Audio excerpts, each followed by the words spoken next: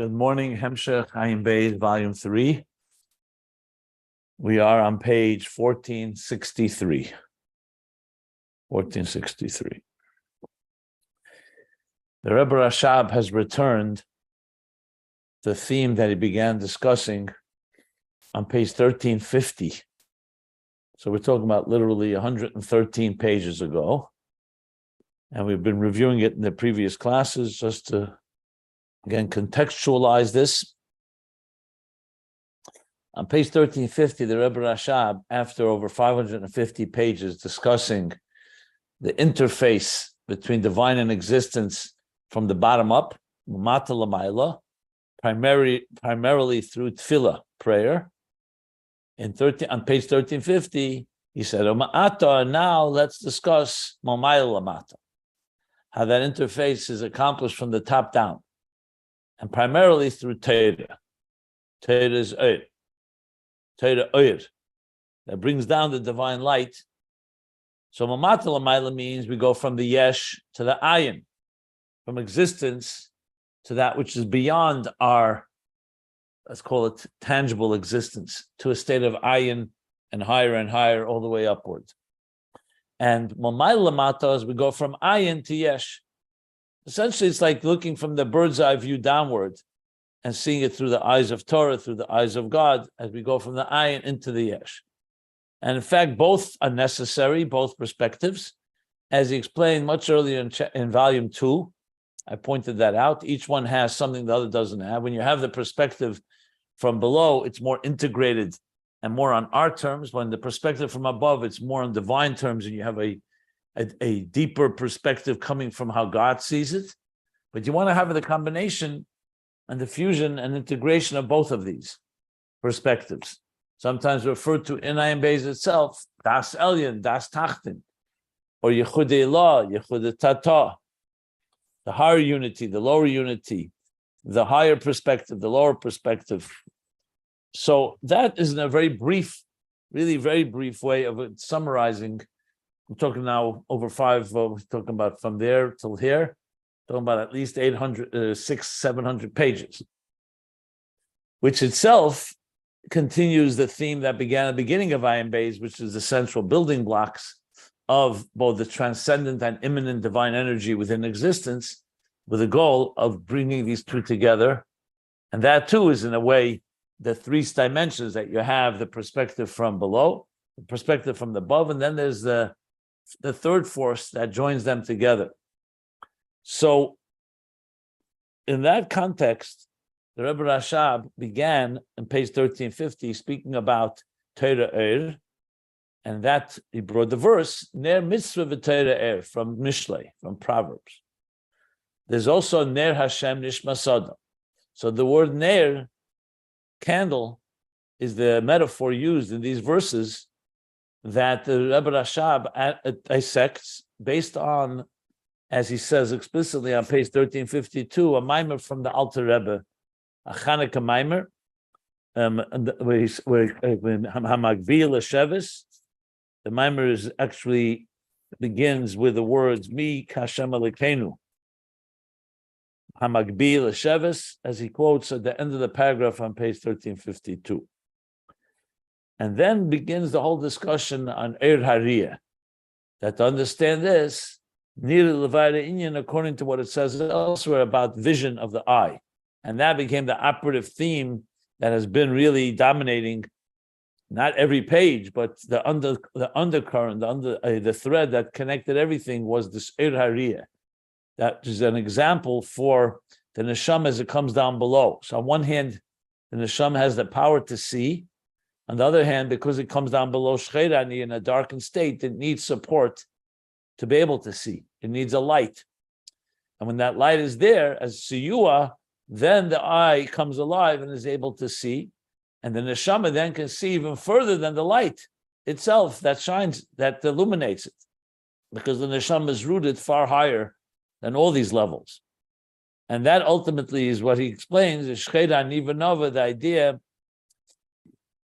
that is dafka, explicitly the neshama that comes down below. And when it's in a state where it deals with this material world and with the animal soul and the body, that draws out its deeper strengths and is able to access all the way up to Atzmus itself, as we learned at length. And indeed, it even teaches us that all the levels of revelation, even those that help the soul along the way to be able to see and perceive godliness, they too are like a desolate wilderness, lifeless, compared to Atzmus. As again, we learned that at length in previous classes. So the connection to Ner Mitzvah V'Torah is this, that at the beginning, he began the discussion back on page 1350 through 1352, that a Ner consists of three elements. A candle.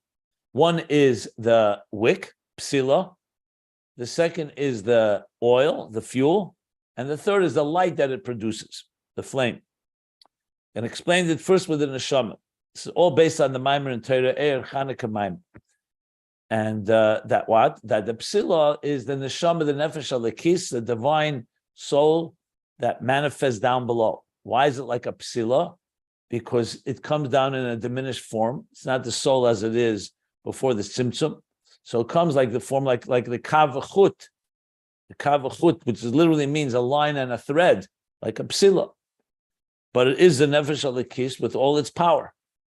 And it comes down. Now the neshama itself, even in the highest levels like Bnei Yerushalayim, before it comes down in this world, has a limited dimension. It experiences godliness in a revealed way, as we learned, and a highway, Atzilus. But then something happens when it interacts, and it comes down into the Shemen, which is engaging with the fuel of the animal soul. The Chochma, like he calls it, the Seichel of the Nefesh HaTivis, of the natural soul.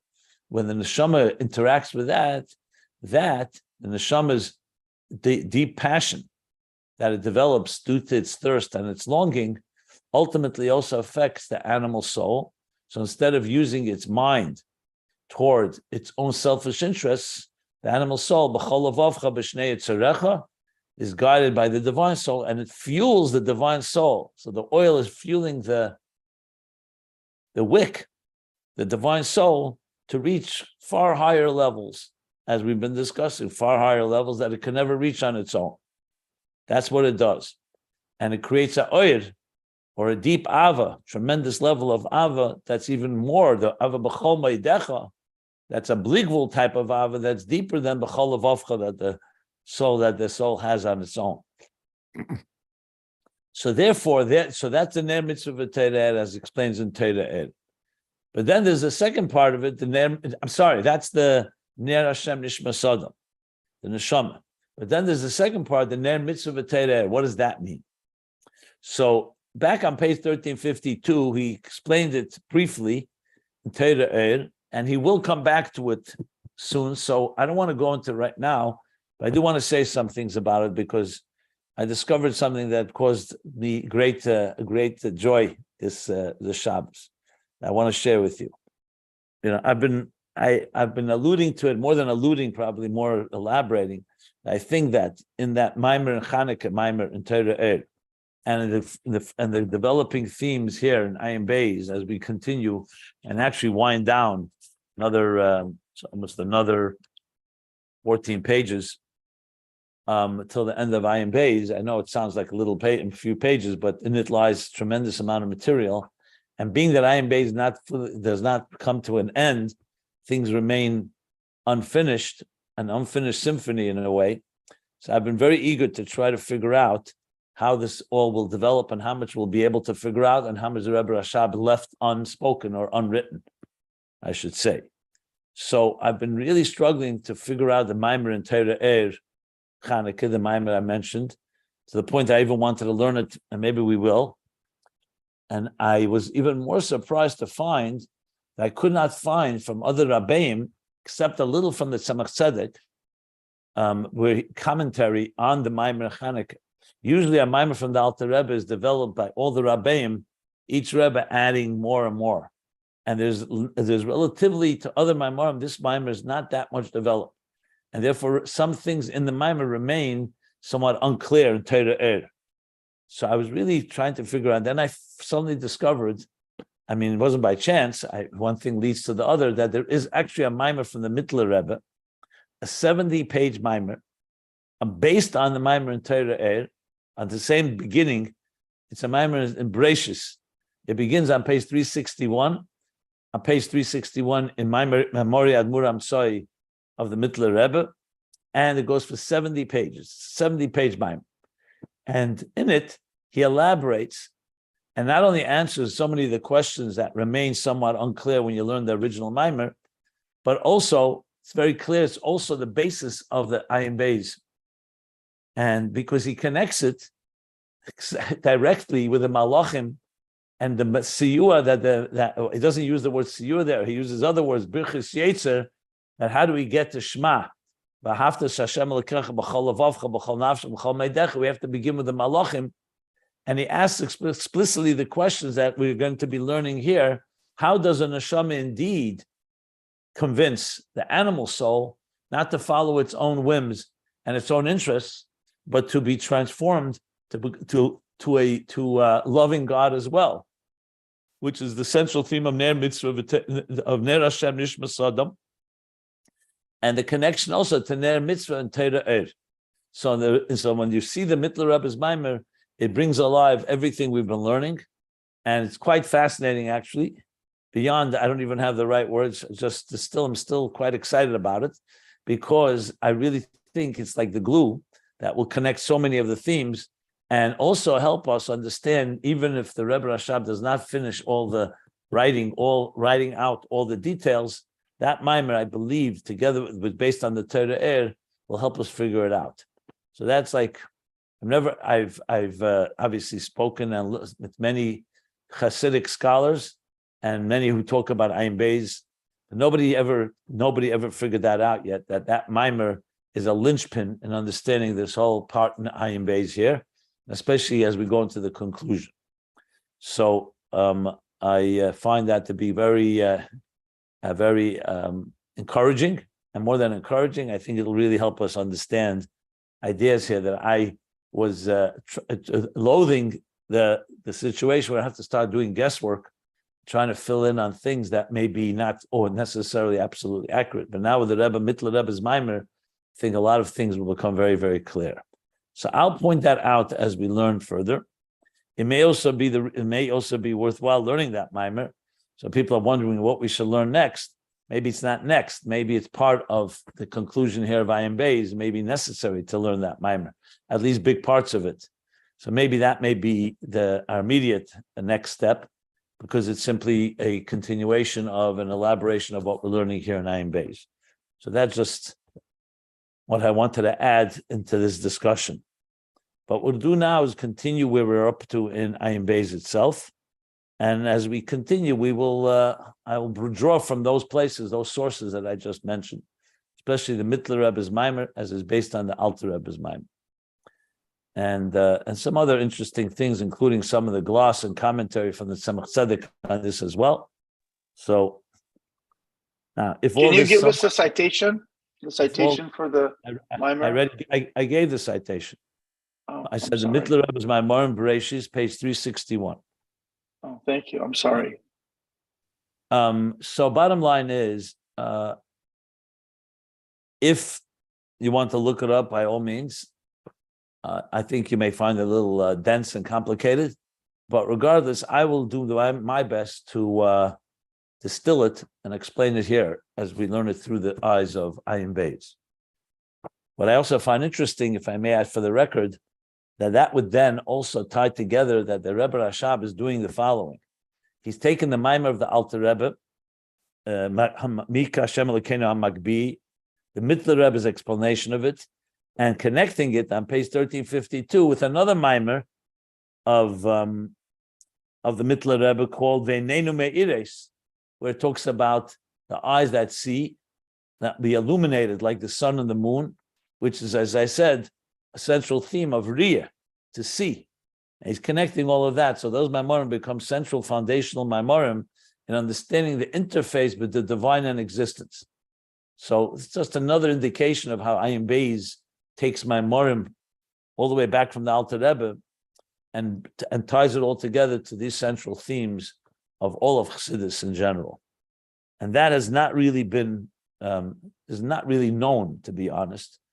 I don't want to toot my horn here and say I'm the first one to make this revelation, but I probably am. But I'm not saying it on any personal satisfaction, except by the fact that it's fascinating to discover the Rebbe Rashab's so-called deeper plot and choreography of the story of Chassidus through these Maimorim. Now, interestingly, if you really go back, and I'm not going to go through all the details, I have it marked up in my own notes. There's a lot of Maimorim that the Rebbe Rashab did the same thing with. Earlier, another very long Maimor from the Mittler Rebbe called Lahavin Inyan Lasovet Sadekai B'tiyufta, that Mashiach will come and it'll cause Sadiqim to do tshuva.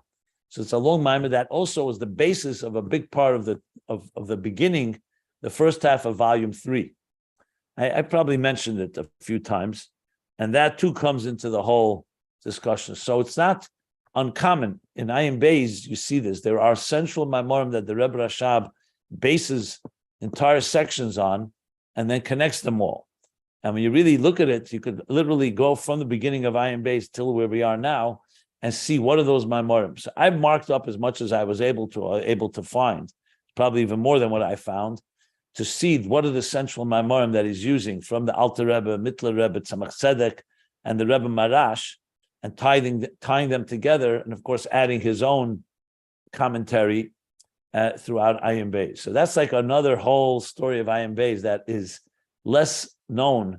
People know Ayin Beis is very fundamental and talks about central subjects, but the connection of how he's tying together all of Chassidus prior to himself, meaning all the Rebbe before the Rebbe Rashab, is quite is unprecedented actually, because you don't have any hemshech that does that to that extent.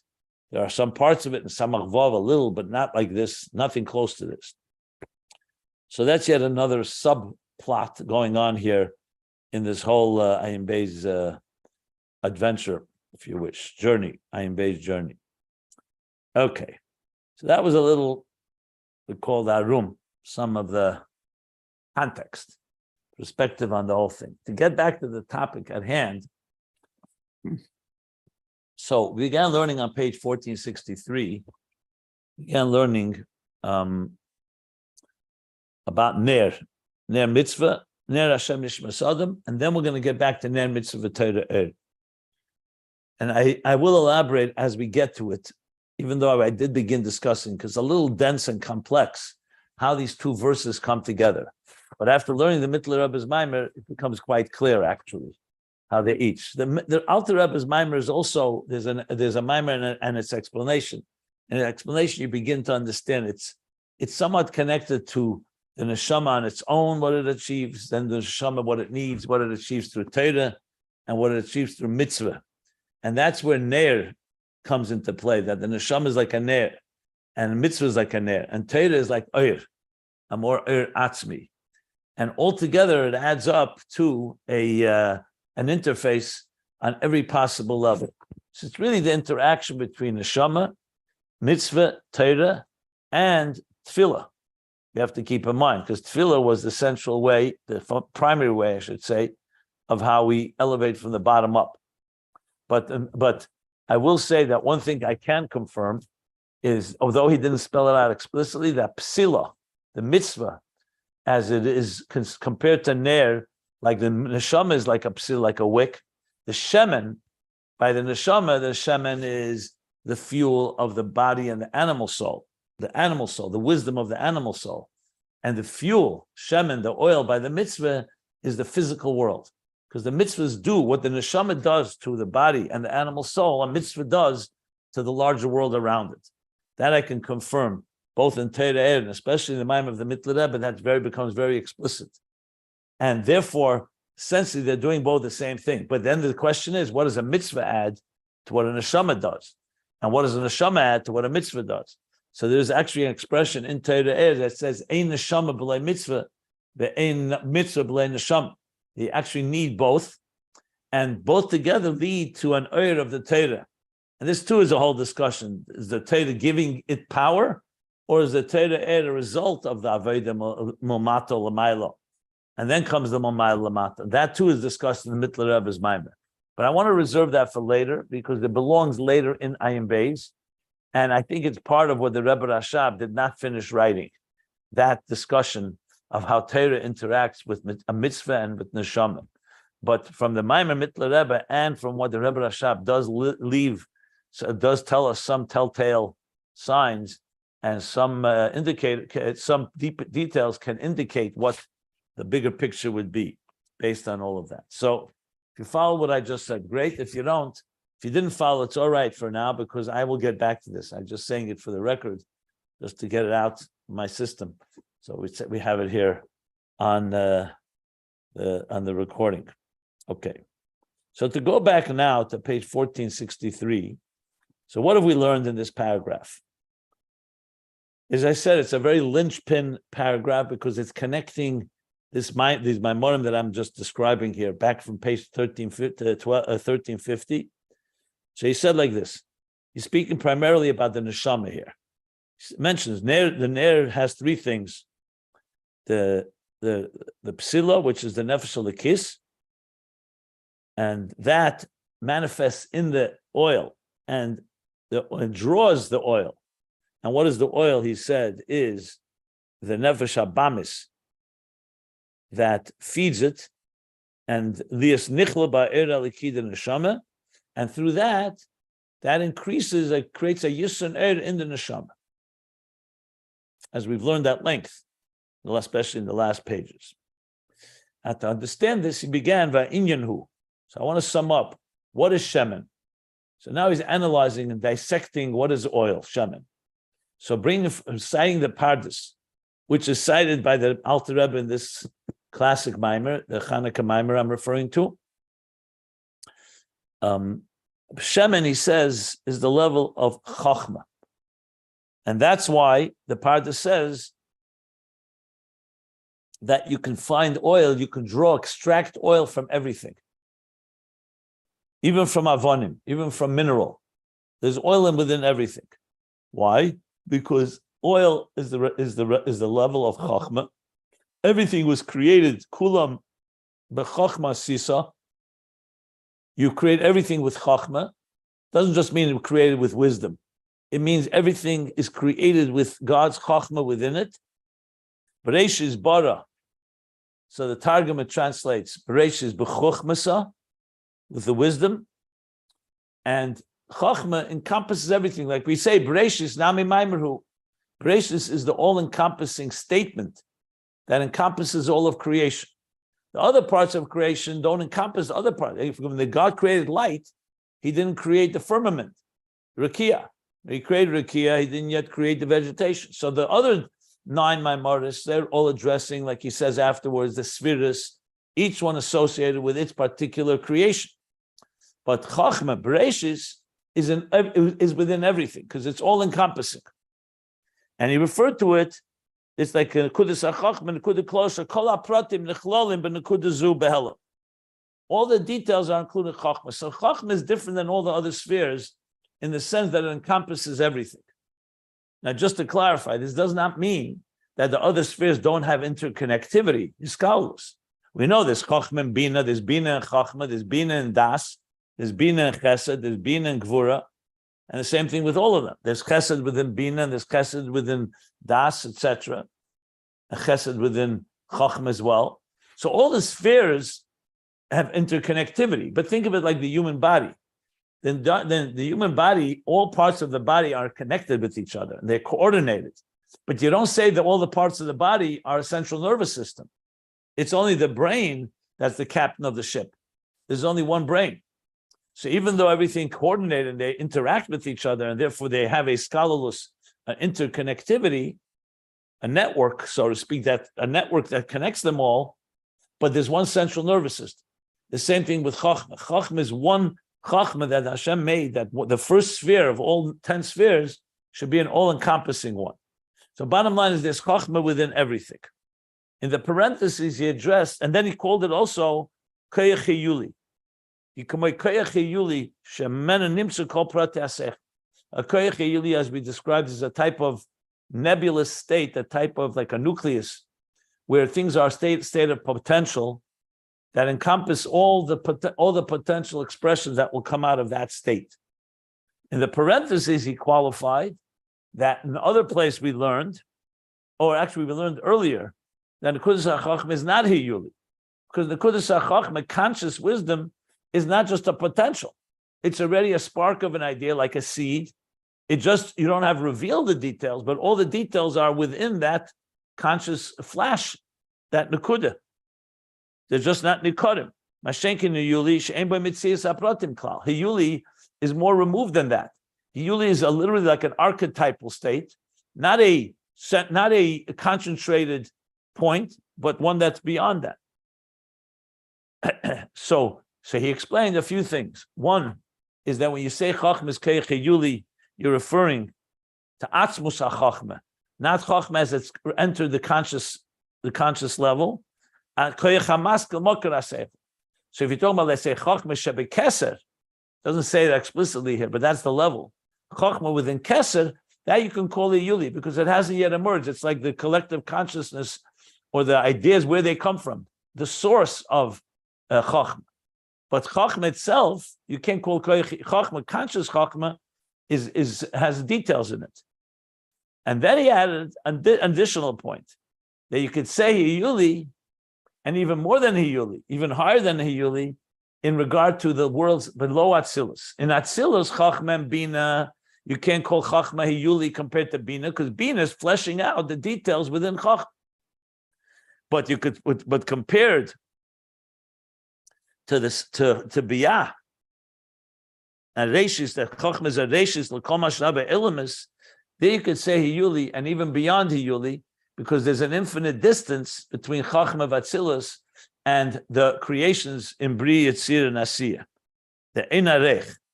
So there you could say that Chochma is Shlila Ma'apratim, it negates details, Oid Yesamin Hiyuli al Derech Moshe, but more than a Hiyuli. So this is relevant to the understanding of what Chochma is, but bottom line is, like you said, the conclusion is that Chochma is within everything, one way or another, whether it's closer to the details or not so close, but there's Chochma within everything.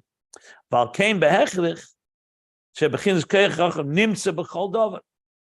should say the other way. Everything was created for Chochma, so you have to say that Chochma is found in everything, because they're koyach klali. The other spheres are koyches pratim. So there's creations that come from chesed, like is from chesed. Rakia, the firmament, is separating the higher from the lower, is gvura. And the same thing with all the detailed creations. But Chochma is a central faculty. I use the word central nervous system just as an example, but it means that there's something central about it that really controls everything. And as such, Chochma therefore exists within everything. And so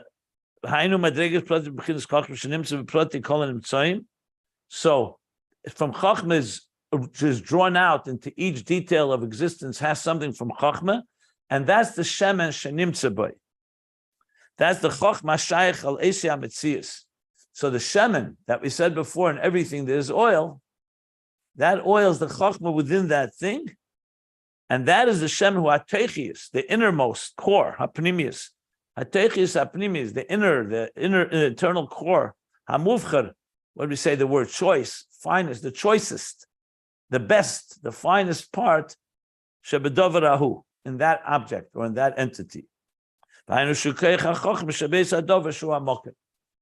Chochma within everything. So in a sense, when you, like you say, you're extracting the oil of something, you're extracting its very essential and best part of it. And that's the Chochma within it. So that's what we've established until now. We still have not understood, it didn't explain yet where is he going with this. But the point being is that that's Shemen. It's taking us back to the Neir, the flame, the candle that has Shemen that feeds the wick. So we'll soon see how he's going to explain that now. And this is, as I said, all an explanation of the Maimer of Torah the Maimer Mika Hashem Elokeinu HaMagbi. In Torah I gave you already the page, but I'll tell you the page in Torah as well. It begins on page 38b, and then there's an explanation on 39a, and it concludes on 40b, the explanation. and the Mittler Rebbe's Maimer I mentioned, which is an elaboration on that. So I'm ready to continue learning further. Unless somebody wants to ask something about what I've said till now, I'm happy to hear. I posted the mimer of the Alter Rebbe, and I'm about to post the mimer of the Mittler Rebbe, which I found, just for people's. The mimer you FYI. posted of the Alter Rebbe, you only posted the beginning of it, so they have to I go know. find. Yeah, I put the link. And I'm also Okay, going to so- post the whole mimer Yes. of the Mittler Rebbe. I found it. Yeah. Well, the mimer of Mittler Rebbe is 70 pages. Just keep that in mind. Yeah, I have it in front of me. Fine. I got a question about the you said a Chochma is in everything, and I didn't hear, maybe you said it, I had to step away from my Zoom for a second. What about, since there's Hiskalos of all the spheros and everything, what's unique about that? Isn't there Binah in everything? I explained this. I just did. explained it. Okay, I'm sorry. Okay.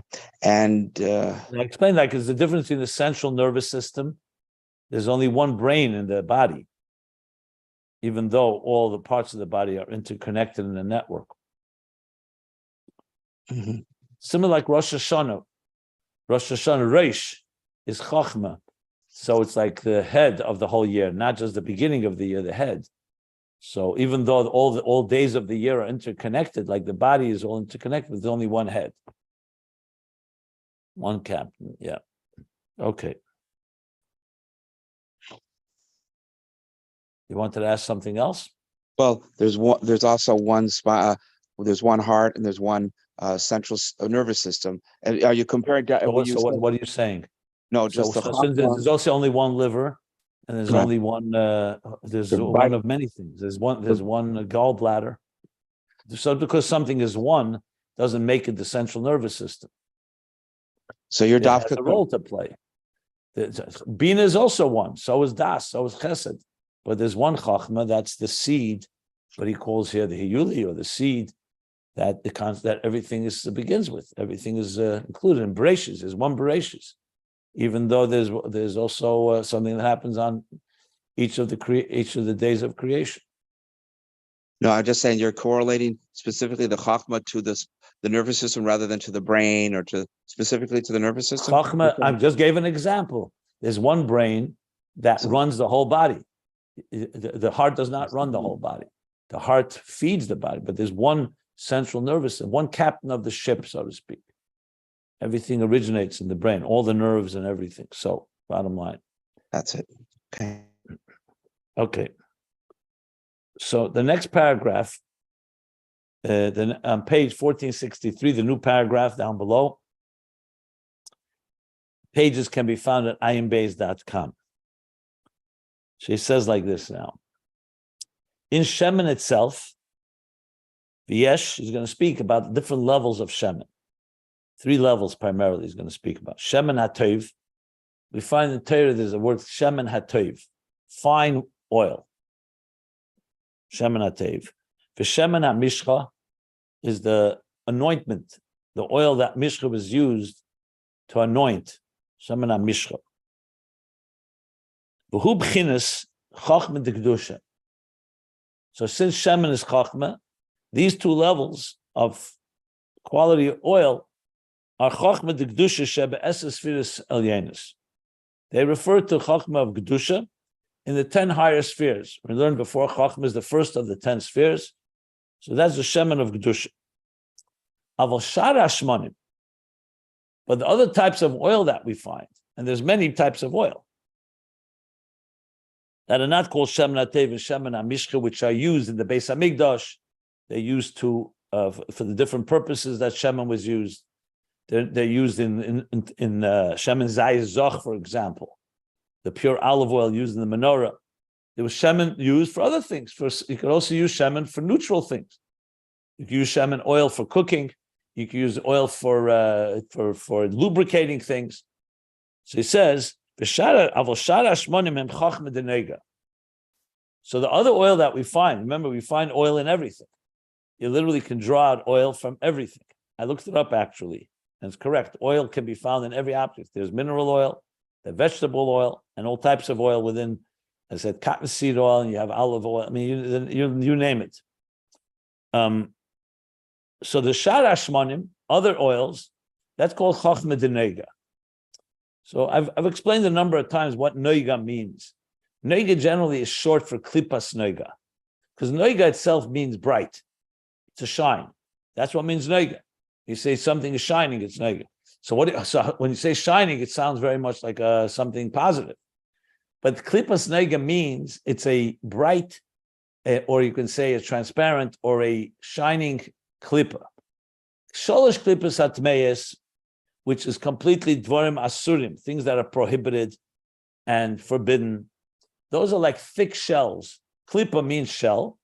They're thick shells and they do not let any light out. You look at a nut, any type of nut, a walnut, a filbert, coconut, any type of nut. In most cases, except maybe I don't know. The nuts, they have very thick shells, some thicker than others, and they completely encase the fruit within or the nut within. We talk about, for example, the shell of a olive, or of a grape, or even of a tomato, or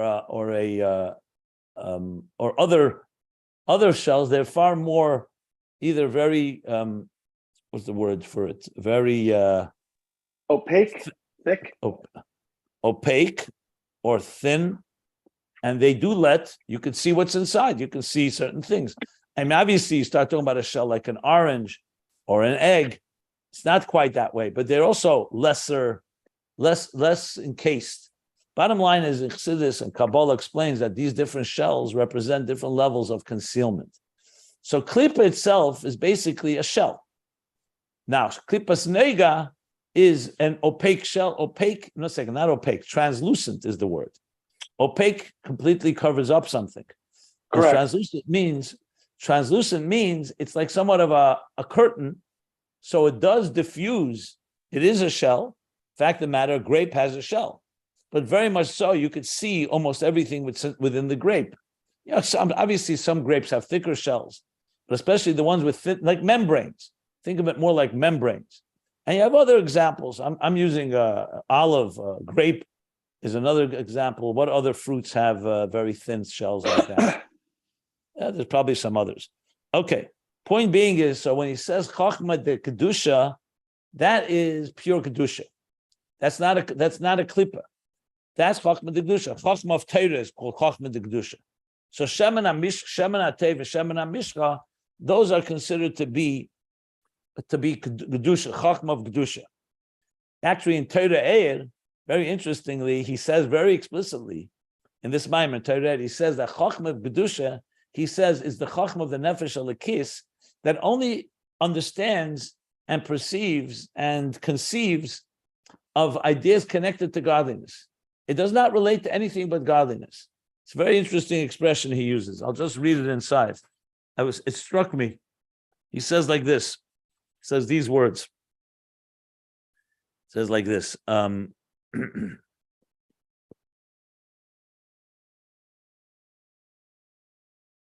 Nefesh alikis ikra hi nefesh hamaskelas umizbeinenes tamid umaseges be'erein sei baruchu.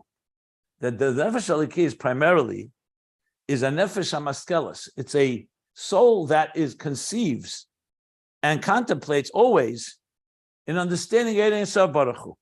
Ve'ein lo haskola acheres. It doesn't have any other form of understanding.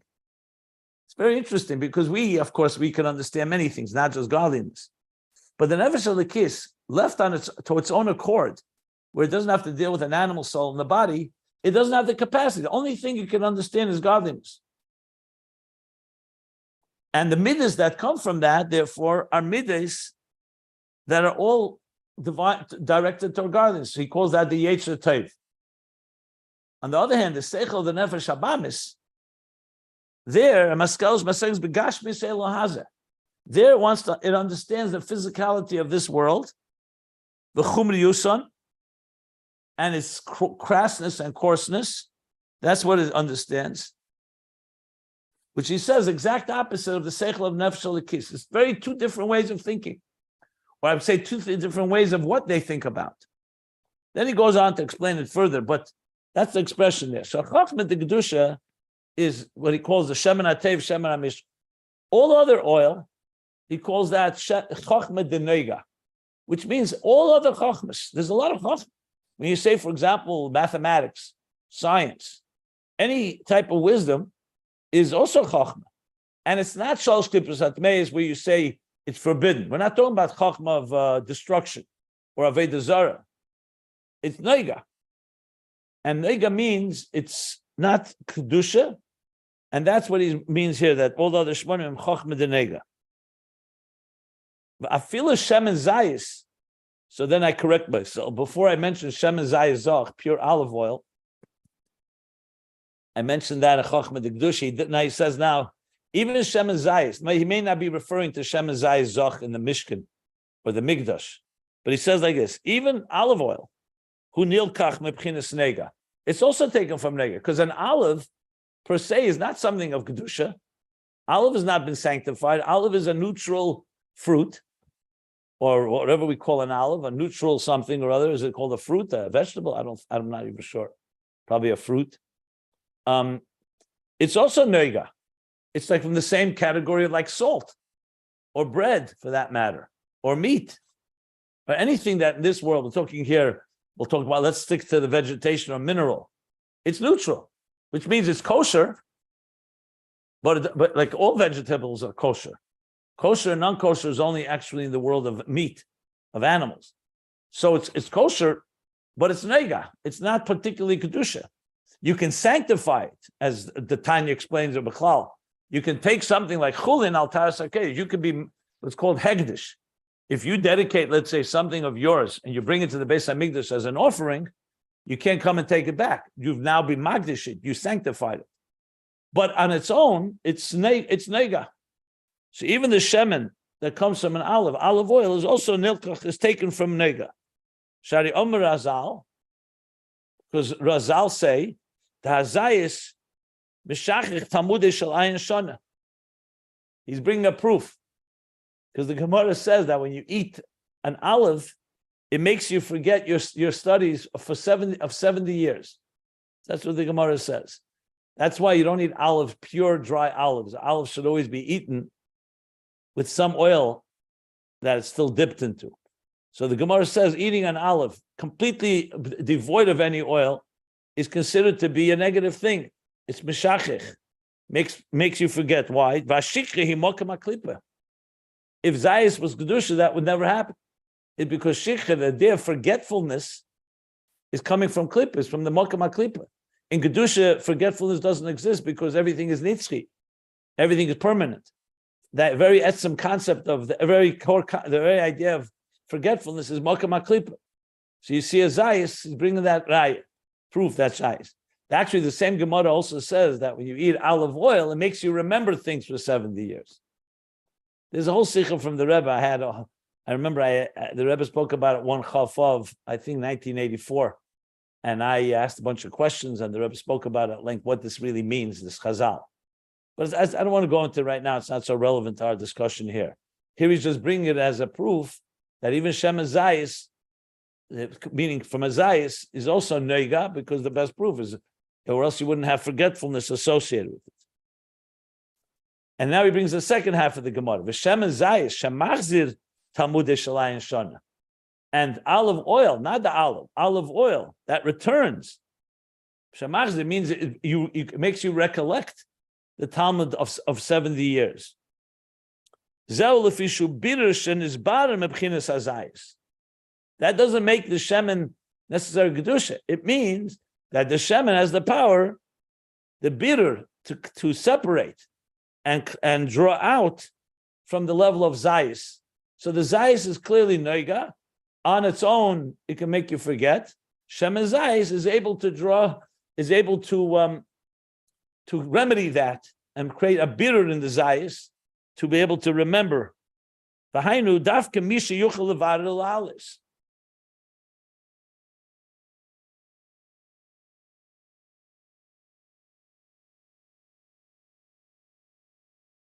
That means dafka me, that's dafka someone who's able to be mavarer and lalis. It's not just automatic. It means it needs that effort because you're engaging with that world where there is the possibility for forgetfulness. And he's calling levad lalis. But al kolponim, regard to what we're discussing here, hu nilkach mebchinas klipas nega. Here he says clearly, klipas nega. So we see that Shemen Zayis is taken from the world of klipas nega. Question is whether it's a state of forgetfulness or it's a state of drawing out and being mavared it and elevating it. But it's in that domain. It's not in the domain of Kedusha. So what you see from this is that there are two types of Shemen. There's a Shemen that is Kedusha, Chochma de Kedusha, and there's a Shemen that results to Chochma of Klipas Nega. That's what we've learned so far. Any questions? Yeah, where does the Shemen of Kedusha come from? I mean, it also comes from an olive oil, an olive that was in Klippa Nogah, but it's brought to the base of Mikdash, no? I mean, there's not a special olive where you got that olive oil from that was Kedusha from the very beginning. That's a good question. I'd have to look it up further. I think that there are shmonim, there are things that were magdish right away and dedicated to the temple. Like, when you read in Pasha Truma and Tetzava, so one of the things they prepared in the Mishkan was Shemen HaMishcha. That's what it's called, Shemen HaTev, Shemen HaMishcha.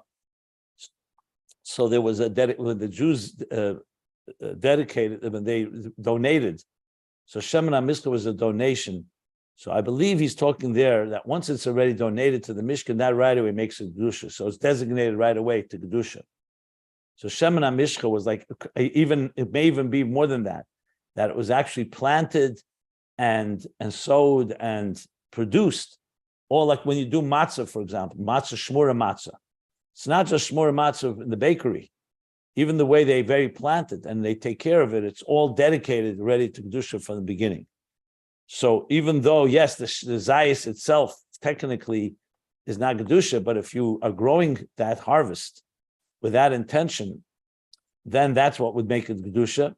Whereas all the other oils that were never dedicated that way, which is most of the oil, would go into the world of Klipas Nega. That would probably be my initial explanation.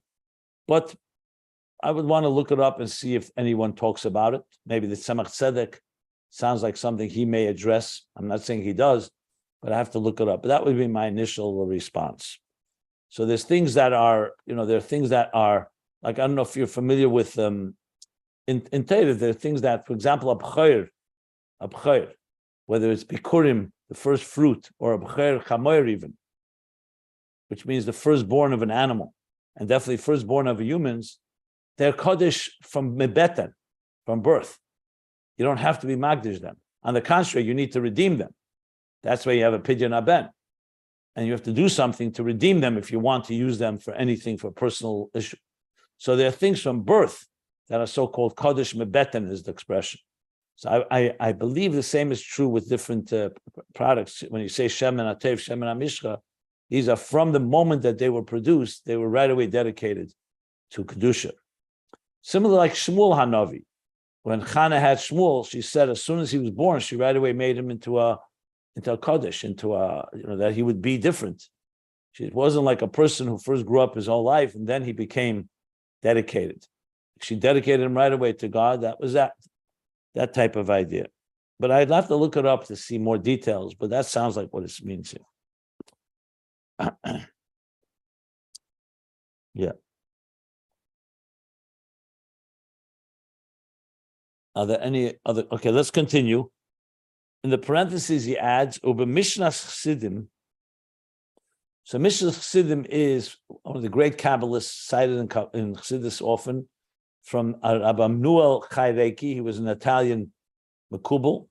He's actually a Makubal that received more from Rabbi Yisrael Serug, not so much a student of Rabbi Chaim Vital, but from the other schools, the other school of thought, the schools of Rabbi Yisrael Serug, who ended up in Italy. And so Mishnas Chsidim is brought very often in Chassidus. So in his book called Mishnas Chsidim, Masechta Mitzvah Shabbos, his sections he names by times and other names like that. So he has a Masechta, a tractate called Mitzvah Shabbos, Perek Vav, a Mishnah Tes, So in Pedig Vav Mishnah Tes, this is what he writes. V'zel Shene. The im yechel zeisim, if a person eats olives, yechaven b'misper zayis, he should concentrate and be mechaven. His kavan, his intention should be in the number of zayis. Zayis is 218, 217. I'm sorry. Tov Yud Zayin, 417 zayis. Shahu, what is that the gematria of? Keil Elikim v'havaya b'chiluf ad bash. That's the gematria of Keil Elikim and Havaya b'chiluf ad bash. So Keil, okay, someone could add it up. 31 Elikim is Elikim with a hey, obviously, is 40, 55, 80, 86, and 31, and then Havaya is 26, but the chiluf ad bash, it's one of the ways that we, one of the permutations, one of the ways we can exchange letters called chiluf. Ad bash means you exchange an aleph with a tov and beis with a shin. Basically, aleph and tov are replaced with beis and shin. So yud k vav k in ad bash, I believe would be yud is replaced with a chof, I believe. And the hay is replaced with a kuf, I think. I have to look it up. But regardless, so the gematria of 417 is the gematria of Keil and Avaya plus Yud Kei Vav Kei in the chiluf of Adbash. I need a little pen to see, and I'd add it up and you'd see the numbers. 417. That's what he writes. Va'oz, he didn't finish. Va'oz, when a person eats olives with that kavanah, va'oz, and then lo yove lidei shikha, that will cause him not to come to forgetfulness. Al yodei, by eating the zaysim, ella ye'ilulei. On the contrary, they will help him in his learning. So it's an interesting chiddush on the Mishnah Chassidim, which most likely comes from the Arizal, that before he spoke about that when you eat olive oil, that elevates the learning and returns it to you 70 years. But here he's saying that if you're going to eat zaysim and you're mechaven to its number, meaning the divine within it, which is Keil, Elikim, Havaya, Ba'at Bash, that itself will cause you not to come to shikha, and the contrary, it will help the person. Now, why he's bringing this, not sure exactly. But one thing is clear. This doesn't mean, however, that Azayas is not Klippas Nogah. It just means there's a zgula, there's a power, you have the ability to counter the force of forgetfulness when you're mechaven, just like you have the power to do so when you eat olive oil, like he said before. So it's just bringing, I guess, l'shleimus in. There may be some deeper reason. I have to think about it. I have to also look up the sources for this. What context all this is brought. But that's what he says about the Mishnah Chassidim. Because the Rebbe Rashab is not generally prone to give us advice of how to eat olives exactly. So, but he's bringing it here.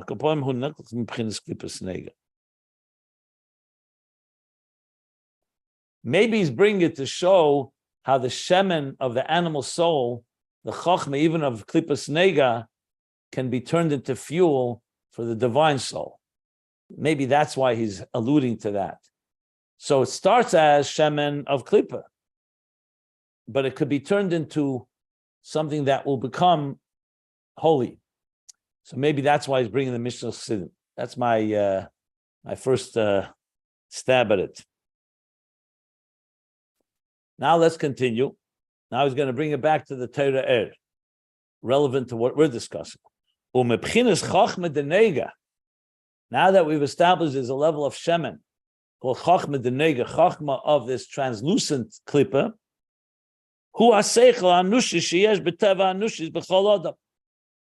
that's the source. From that level comes the seichel anushi, basically human intelligence. That's there, the teva anushis that every human being has by nature. In every human being, we have an intelligence. We're born with intelligence. We're not talking about the intelligence of the divine soul, the intelligence of Seichel Anushi, human intelligence. Umizehu gam kein ha-seichel de nefesh habamis. And from this is also derived the seichel of the nefesh habamis, of the animal soul. The distinction is pretty clear, but I'll spell it out. You say, for example, sometimes nefesh ha-sichlis, third soul, and nefesh ha-sichlis, then there's nefesh habamis. You also will hear sometimes in Chassidus nefesh ha-tivis. In Tered, he uses the expression nefesh ha-tivis, the natural soul. And then there's nefesh ha-chiyunis, the living soul. Chiyunis would be more like chai. So nefesh habam is more the animal, so nefesh ha-chiyunis is more the biological soul, if you wish, the one that gives us life. So usually some of these are interchangeable, but if you really break it down, nefesh ha-tivis, or in this case, seichel anushi, means just human intelligence. If you say seichel of nefesh habamis, you already mean human intelligence focused on survival, focused on the behemoth within us, of making sure that we exist. It's more related. It's not as, for example, mathematics or physics does not necessarily mean seichel of nefesh habamis. It could be seichel anushi. It's human intelligence, but it's not necessarily focused on self-interest. Seichel nefesh habamis means it's already focused on my needs, like a behemoth. Where does it use its seichel? How to feed, how to breed, how to take care of its young. It's focused on survival, on existence. So that's the subtle distinction. But generally speaking, what he's saying here is that Chochma of Nogah, the Shemen, Chochma of Nogah, from there comes all Seichel Anushi, basically human intelligence, and V'gam Mizehu gam ken ha-seichel de nefesh habamis, which is in human intelligence itself, a level of human intelligence focused on existence, existential, a person's existential life. Okay. See, the Rebbe Rashab is really breaking down this idea. If you look in the Maimer and Torah it doesn't have so many details. He speaks about this, but this is really developing it. Any questions before I continue?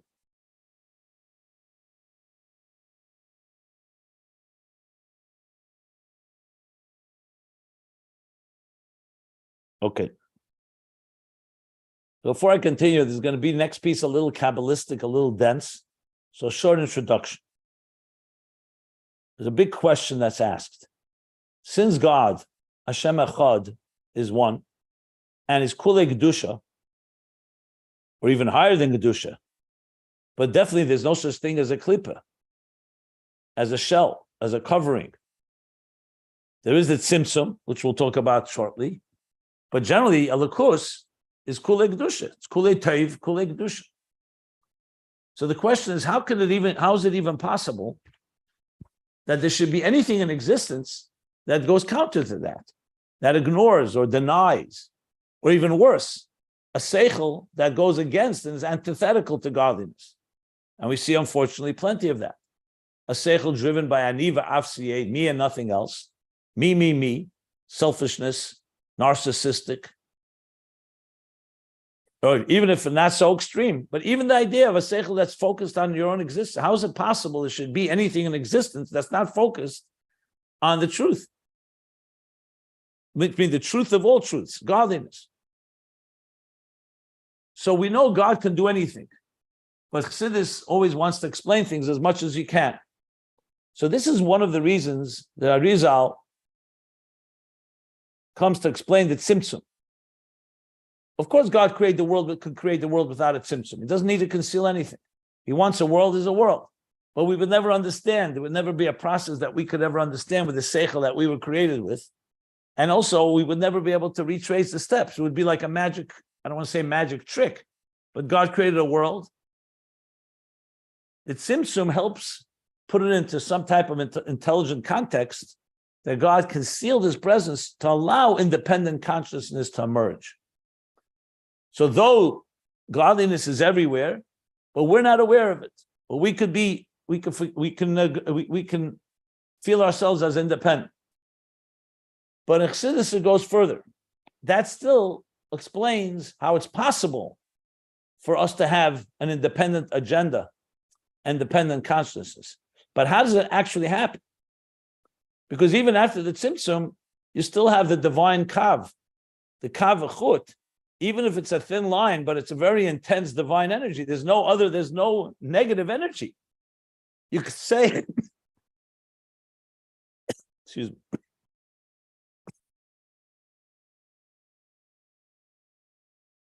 So the Tzimtzum, using the classic example, the teacher conceals everything he knows from the student. But then when he starts teaching, he's not teaching him something else. It's still the teacher teaching. So where does a consciousness arise that defies God? Or even if it doesn't defy, that has its own agenda. So the Tzimtzum only explains the possibility. It doesn't explain the actualization of it.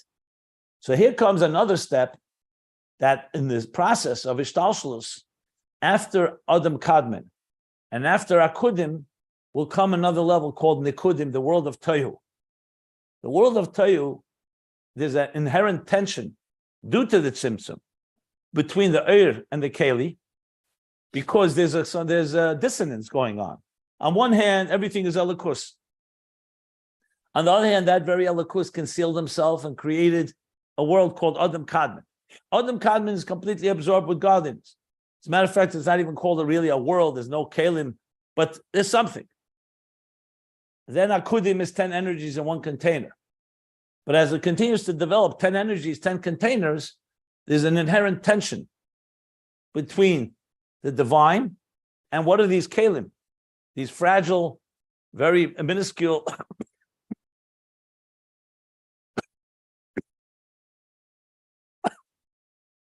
excuse me a moment. So we know as a result of that tension comes Shevira Sakelim, the shattering of the containers. It's essentially when you have too much energy and you can't contain it, what happens? You get overwhelmed to the point you can get completely, you can even be shattered. Like let's say a teacher is teaching something so brilliant, not only are you not understanding, it can confuse you completely. Just as an example.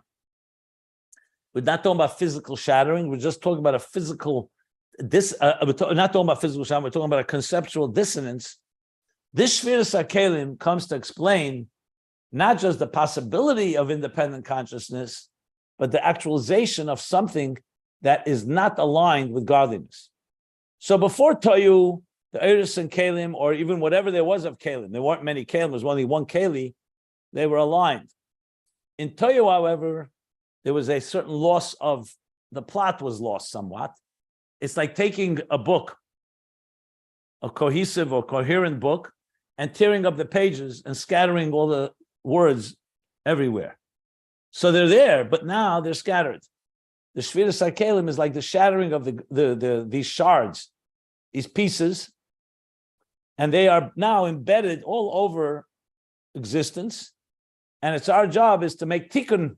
The world of tikkun comes to repair and realign these pieces. An example I often use is very simple. Look at your life. If you think of it on an ostensible, on a superficial level, it's a bunch of fragments of your life. You were born here, you grew up here, you went to school, you learned a trade, you have your work, you have your play, you have your family. Not necessarily to have any connection to one another. We're filled with all kinds of different fragments. It's when you come and say, one second, what's the purpose of my life? Why did God create me? Then you start connecting the dots. And you say, oh, one second. My work is one piece of the puzzle. My leisure is another piece of the puzzle. My family is another piece. My personal life. Everyone you meet is another piece of the divine choreography that's hidden within it all. And it's your job is to be ma'achid and create achdus in a place of pirud, to bring a unifying and develop a narrative in a place on its own would seem all scattered, disjointed, and even contradictory. In a hostile world, or sometimes a world of division and divisiveness, to bring achdus. So it's a goy echad ba'aretz, to bring echad into an aretz that is not always obviously one. So that's like we learn Hashem echad, Shema Yisrael, Hashem echad in a fragmented world. But the Shevira Sakelim plays a critical role because initially it's not that way. when we look at the world in which we live in, we see plenty of fragments. We see things all over the place that don't seem to have any connection, and they even conflict with each other. That's the very essence of tension and hostility of this world, on the human level, on every possible level. But this explains and accounts for a world that can be disconnected from its source. The Tzimtzum allows space for that. Without the Tzimtzum, it would just be Ein Sof, Mamala Kol HaMetzias. There would only be one seamless divine consciousness and no room for anything. Here in the Tzimtzum, now you have room for other entities, and Shevira HaKelim basically seals the deal. I don't mean seals it, not airtight, but it creates a situation where there actually is true divisiveness and true fragmentation. And as a result, or I should say true fragmentation that ultimately would lead to true divisiveness. And that is going to explain how the animal soul, Seichel, the Shemen of Nogah, can be focused completely not on the divine. Because that Shevira HaKelim created a quantum leap in the other direction of allowing for fragmentation, for you could say self-absorption and self-interest to become more powerful than the unifying element of the divine unity that the divine soul experiences. So basically, if you were to ask the divine soul, what do you see? It would say, I see God everywhere. If you ask the animal soul, it says, I see myself everywhere. Or I see individuals everywhere. I see the ego everywhere. Just to put it in very simple Balbatsha words. Ultimately, the goal, obviously, is to teach the Nefesh HaBamis to see it as the divine, as the Nefesh HaLekis sees it. So he's going to explain this now. This is based again on the Torah air that talks about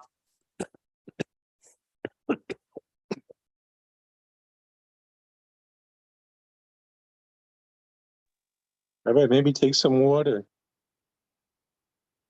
Glass of water.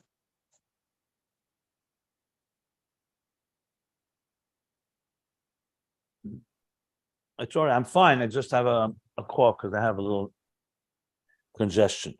Okay.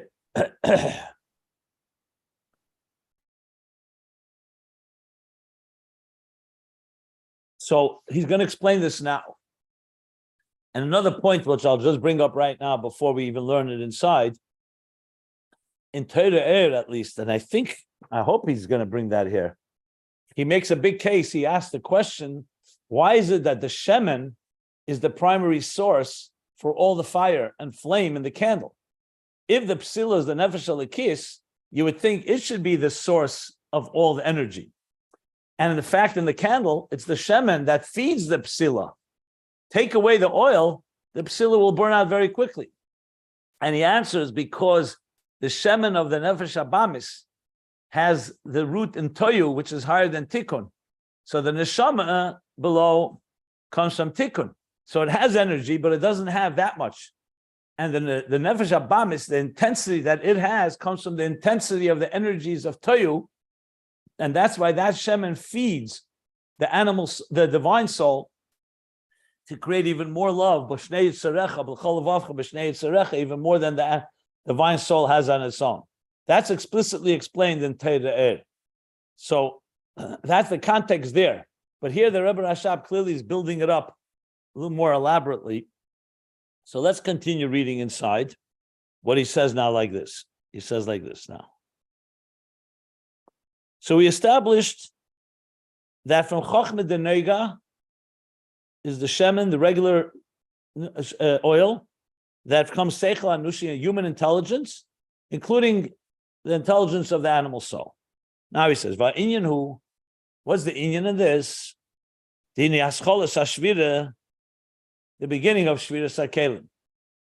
When we talk about in Toyu, Toyu had 10 spheres, has 10 spheres, from Chochma through Malchus.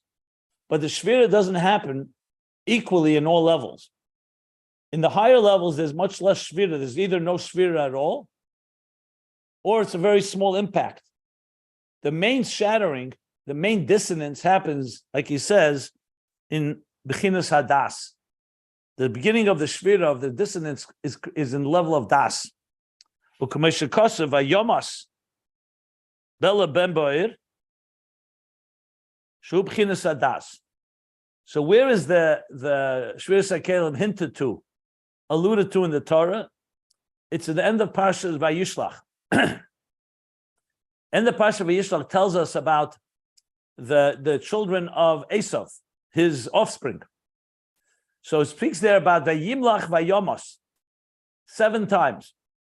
And then there's the 8th one, which says Vayimlach and not Vayomos. So he says that those 7 kings that came from the Sion, from the family tree of Esav, those are the 7 Midos of Toyu. Vayimlach, they ruled, they were powerful, but Vayomos, they were then shattered, they died because the intensity and the dissonance. But by the 8th king, it doesn't say Vayomos. So Kabbalah explains because there was, Shevira began in Das. The real Shevira is in the 7 levels, but it began in Das. And that's where it says Vayomos Bela Ba'ir. Actually, no, am I correct? There is a Vayomos there. The 8th level would be Binah, because Das, because I don't think Malchus is counted. Binah is the level where you don't say Vayomos. It's the 8th king. Because Malchus, I think, is concluded in Yesod, if I recall correctly. But regardless, that's the level Bela Ba'ir Shu B'chinas Adas K'misha Kosa Be'etz Chaim Shara Nekudim Pedig Dalet. Like he writes in Eitz Chaim, that's Arizal, in Shara Nekudim, chapter 4. Avlamayla, but higher than Das. The Chochma Binah, Lo Hoya Shvira Klal. There was no shattering at all. Ukamesha Kosav, Yamusu V'lei B'Chochma. Like the Pasuk says, Yamusu. There's death, but not in Chochma. Ker Chochma Techaya. Because Chochma gives life l'balel to its owners. Chochma is a source of life. Chochma connects to life. Even in Toyu, the shattering begins after Binah in Das.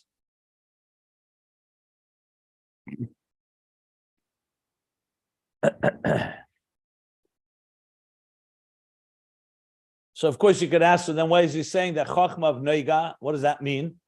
That this Chochma of Klippas Nogah? He's going to explain.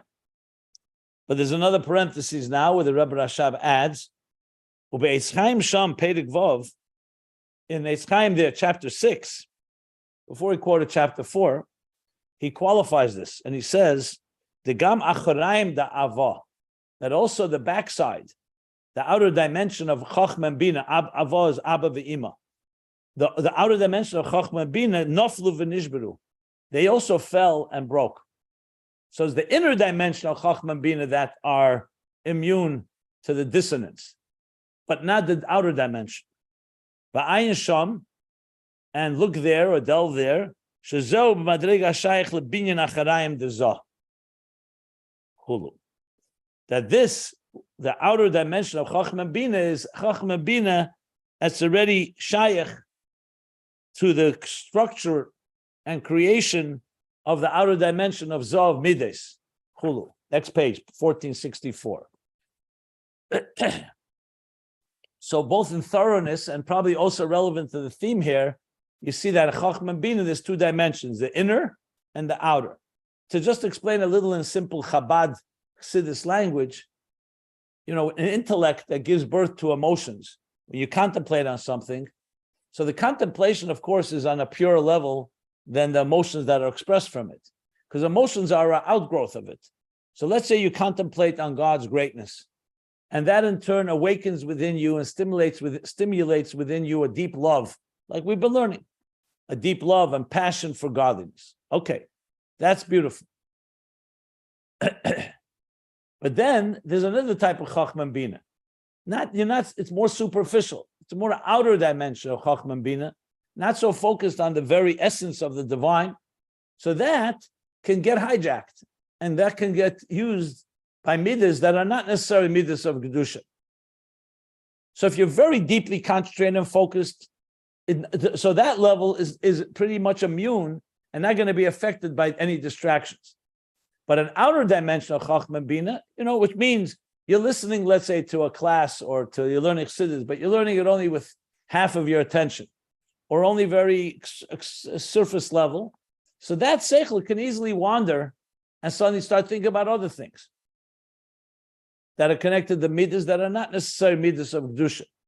Not talking about necessarily anything prohibited or forbidden, but just doesn't have quite the same focus. So basically, he's saying the Acharaim of Chochma and Binah is a madrega shaykhs to the Acharaim of Midas, the outer dimension, which can be in the level of where the real Shevira takes place.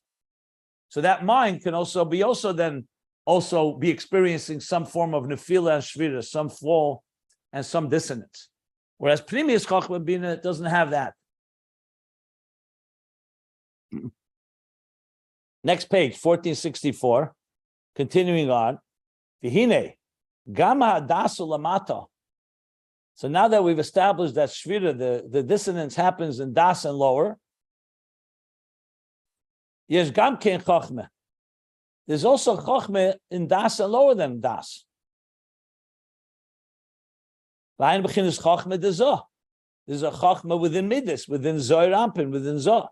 So Chochma Shebechesed, v'Chochma Shebegvura, Val Derech Zeh Bekulam. So Chochma, even though pure Chochma is in the first sphere, that's higher than the Shevira, but there's a Chochma within each of the spheres. Like we said before, there's a Chochma everywhere. V'zeu Chayis HaKelim HaNishborim. And this Chochma is the Chayis, is the vitality or the energy of the broken containers. The Heimar Apach Nitzutzes, and these are 288 sparks. Shem B'chinas Hashemis, Shem Chayis HaKelim. So when you say they're sparks, they're not just containers, they're not just shards. These shards have sparks within them. The problem is the sparks have also scattered together with the containers. Just like the pages that I mentioned before, when you tear up a book, so the pages have letters in them. The letters have the ideas that were once part of those letters, but the sparks themselves are now been torn up. So the sparks, the energy within the letters or the containers are there, and they come from the shemis, the names, which is the chayes hakelim, which is the vitality of the very containers. So he's explaining basically that the chochma within the midos, where the shattering takes place, are essentially the vitality, the energy within them that needs to be redeemed. That's the goal, to redeem that shemen, that oil, that chochma, and elevate it back to Chochma of Kedusha. That's where all this is going. But he's explaining the process of how it first digresses and ultimately separates, and then will be the step of what we do to bring it all back together. Okay.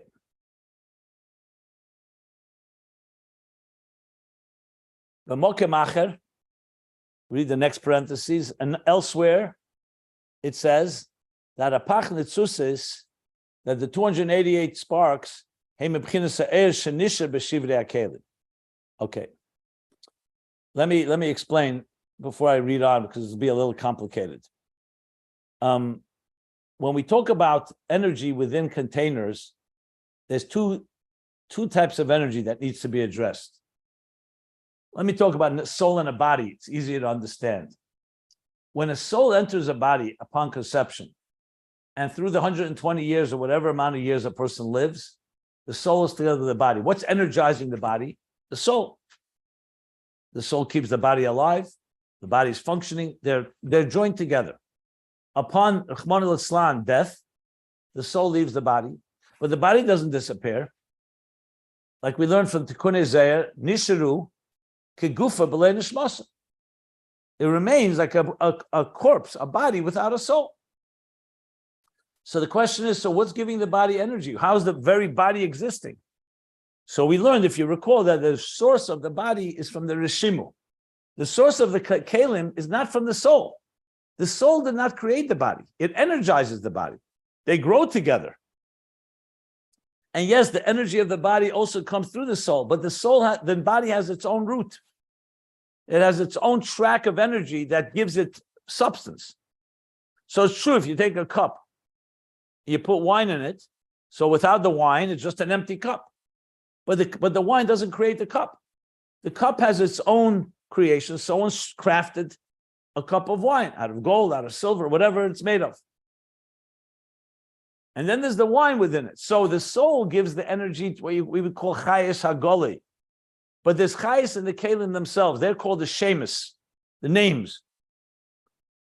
And so the question is, when we say that apach nitzutza is the sparks, when the container shattered, what are these sparks? So before the parentheses, he associates with the chayes of the kelim themselves. That's the chochma within them.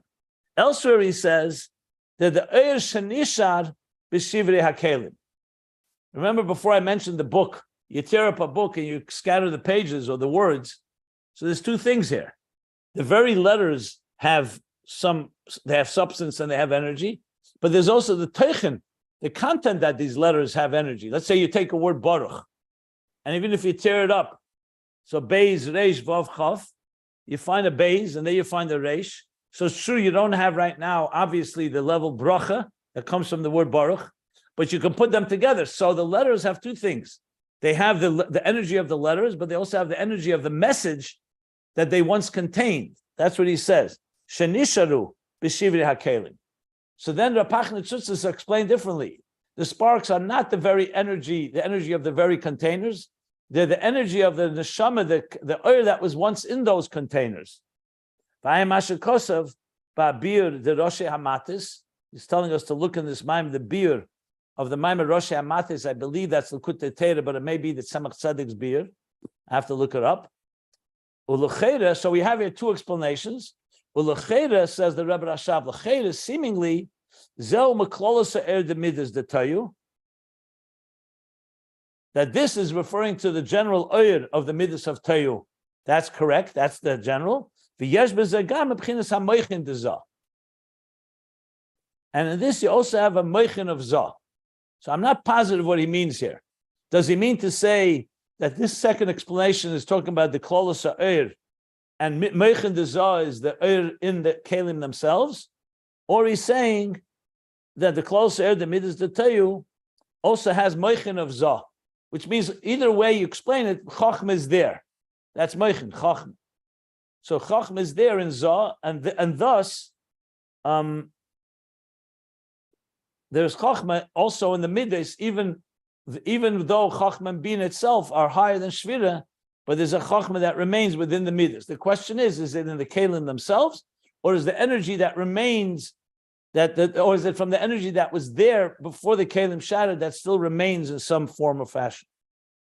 But regardless, I'm going to go over this more in detail in the next class. I want to just finish a section here.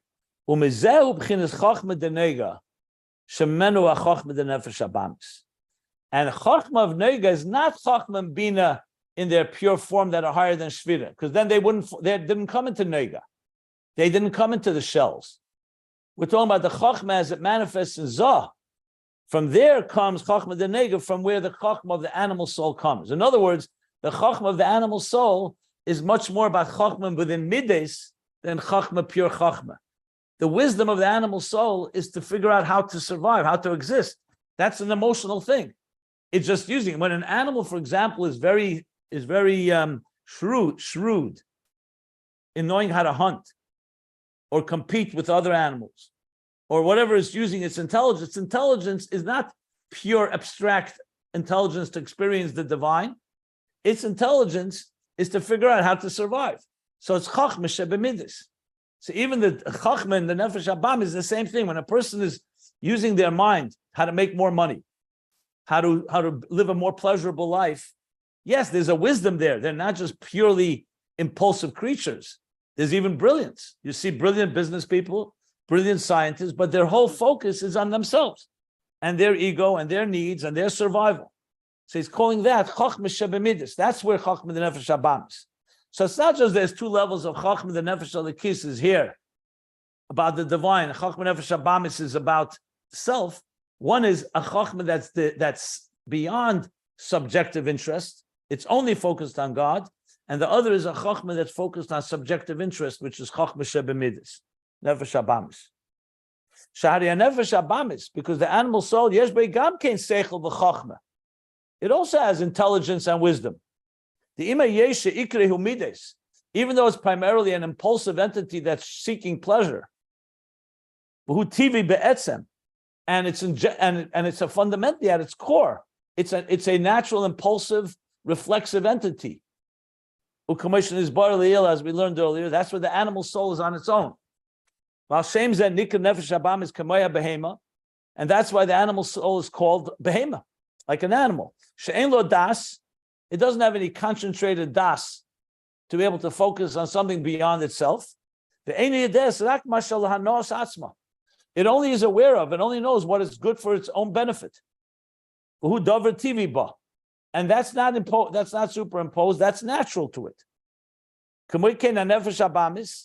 So too the animal soul, which is called behema, who midas tivim, on its own, its natural emotions, natural impulses, that follow, are drawn after, they're drawn to your own pleasures, your own taivas. And that's the spirit of the animal that is the Koheles in the book of Ecclesiastes says, the breath of the animal goes downward. The breath of man goes upwards because we stand upright. But it also, not just physiological, it's also psychological and emotional, that because the animal is focused on its own survival, on its own needs. Nevertheless,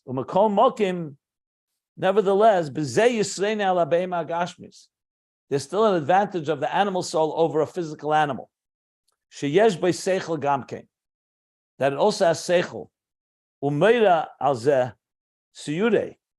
And we could see it from its physique, from its physical makeup. Shehelach became a skufa. A human being walks upright. V'lei became a kfufa. He doesn't walk bent over like an animal on all four. Shazer b'chom min ha'anushi came. We see that by all human beings. Human beings walk upright, which indicates that the seichel is higher than the midas. An animal walks on all four, so the midas, the heart and the brain, are on the same plane. In a human being, the brain is above. However, since it's nefesh habamis, the seichel and das, the intelligence and das of the human being, of the animal soul, is in physical matters. In betzorchei gufei, whether it's in his bodily needs, b'mashu chayfetz u'mesave, in what he desires and craves or lusts for, to find ways and methods to attain and acquire much wealth, like gedula of a covet, or greatness and honor, or to defend himself and show the merits of his own life, of himself, proving to others his great merits. He's basically showing how great he is. And similarly, everything is a seichel that relates to midas, that relates to its subjective interests, self-interest. I'll just continue reading because it's a good flow here. Let's just see how far. And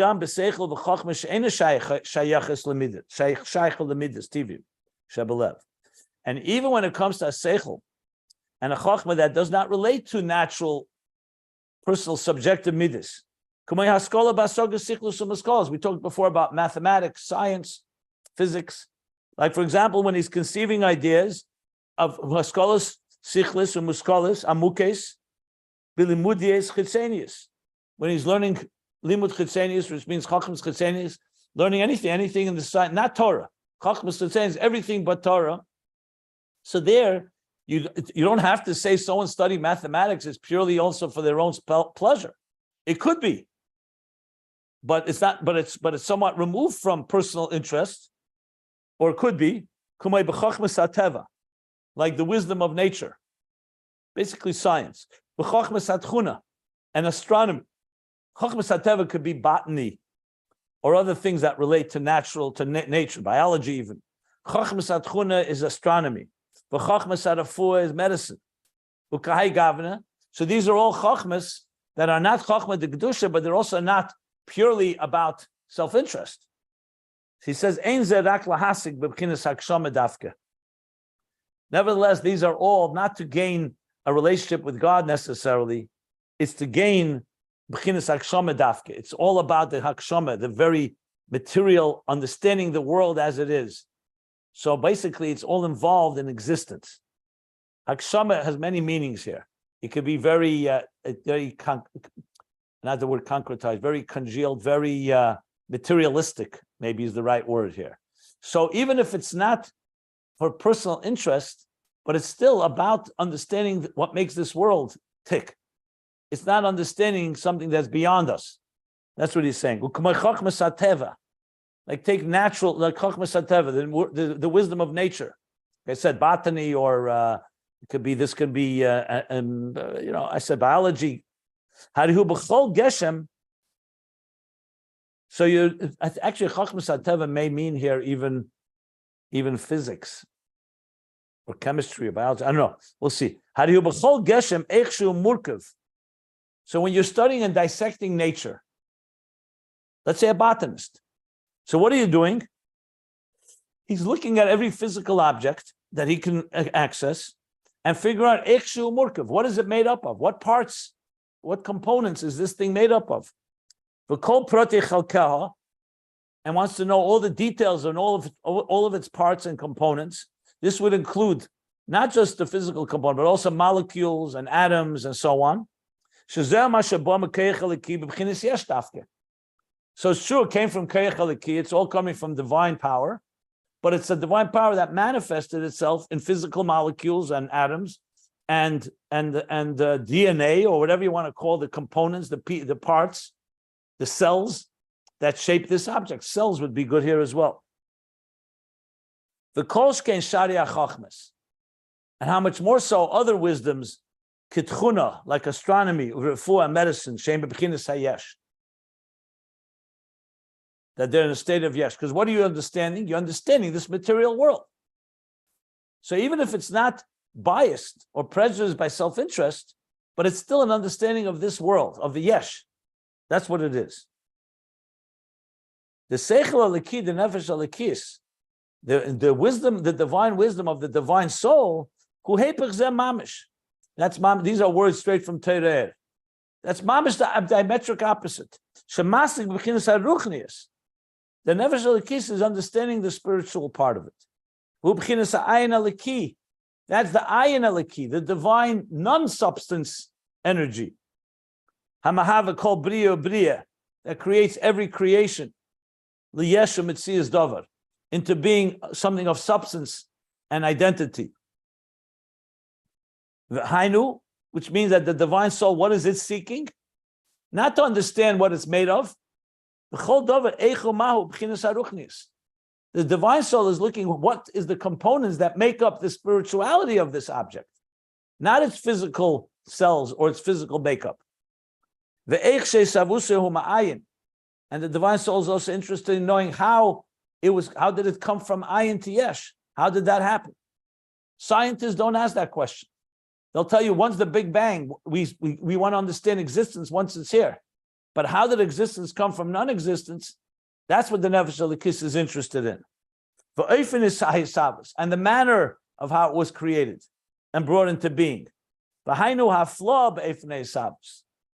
that means the hafla, the very wonder, the grandiosity of how it came into being. As was explained earlier. And furthermore, all this is the divine soul coming to understand how every creation is fundamentally sublimated or nullified in its existence. And it's considered like nothing compared to its source, the divine source. By contrast, the intelligence of the animal soul,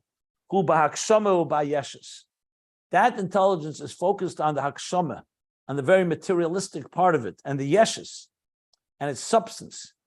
Again, yeshes doesn't necessarily mean ego, it means the substance, dafke.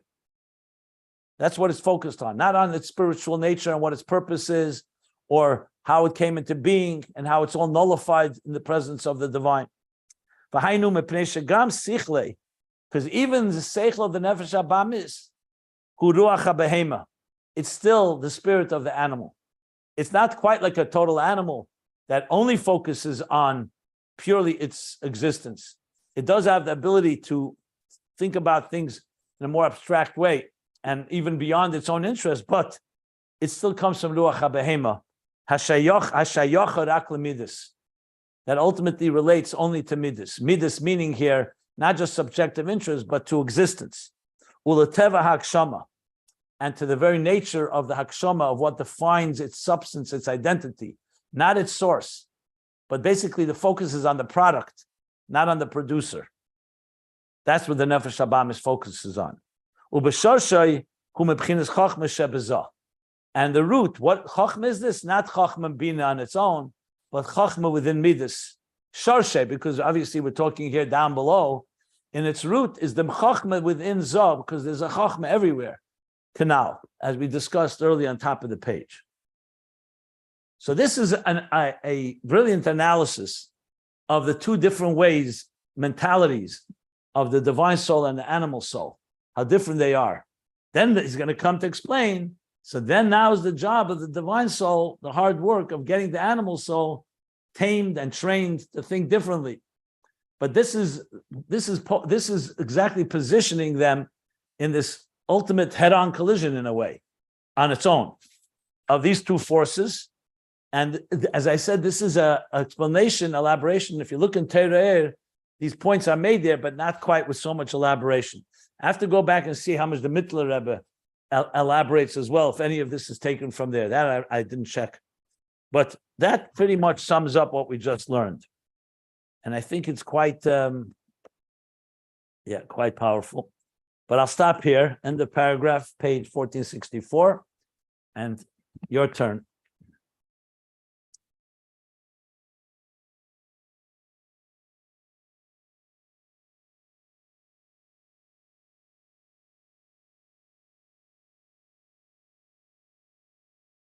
Yeah, we don't read these things every day, right? Such stuff.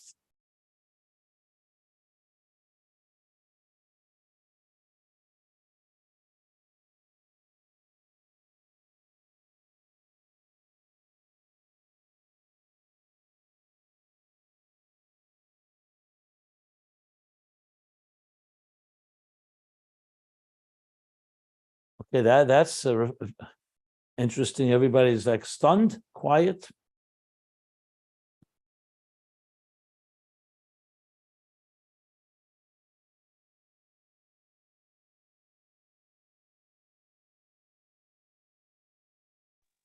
We're still digesting. That's fine. I'm quiet That's good. because I'm quiet because I'm eating olives. With the kavana that he said, the gematria 417. 417. Okay. 417, yes. What are you Yeah, telling me that you're Elohim, eating olives and you forgot everything Havaya. we learned today? No, it's I'm eating olives so I can remember it for a minimum of 70 years. Okay, good. Rabbi, when we contemplate Kale, Elohim, Havaya, are we supposed to actually use those letters or say the actual Hebrew name, which you're not normally supposed to say except you're davening? You know, without the Kale, you'd say with the olive. How are we supposed to contemplate that? Well, when you contemplate, you don't say words. It's kavanah, it's intention. It's what you're thinking. You can think the word kale with aleph without the way we pronounce it. There's no problem with that. Oh, okay. As long as you don't say it, we just think it that way with the olive. Yeah. Thank you, Rabbi.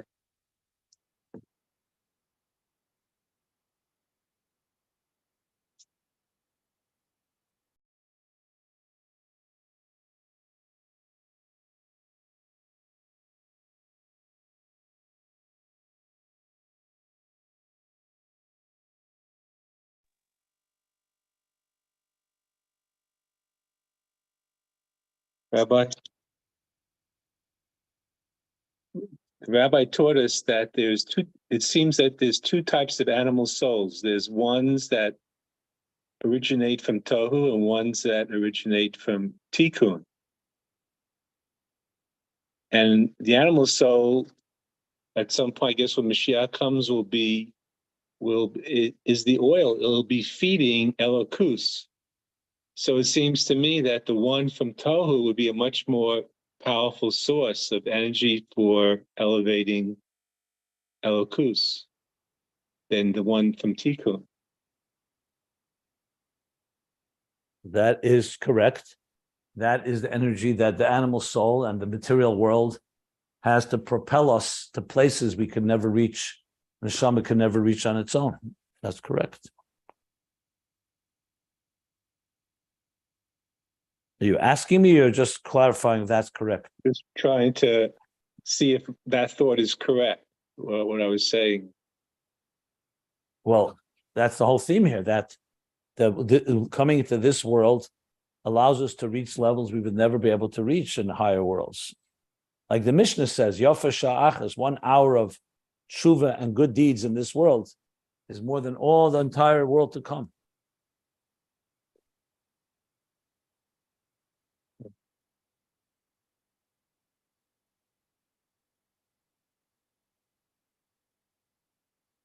Okay.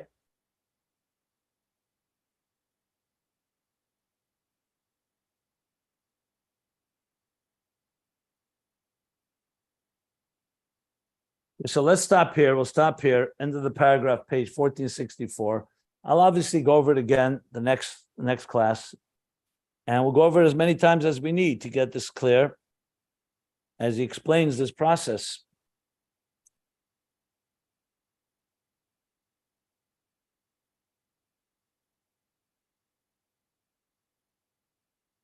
And I am seeing that the Rebbe Rashab himself is now really elaborating on understanding the Torah. That's beautiful. So that I did not know. The Maimon of the Mittler Rebbe is directly explanation of it. And this is further explanation. The Tzemach Tzedek actually says in his commentary on this verse in Tehillim, Hamagbil Shevis is a verse, I think, in 103, Tehillim Kuf Gimel. I think he says there that the main beer of the animal soul is in the Moichin where there's no Shevira. And the Midos, not directly in the Midos. Let's see, he may bring that here soon when he explains how it's done. In other words, it's harder to fight with the animal soul when it's in the throes of its passion.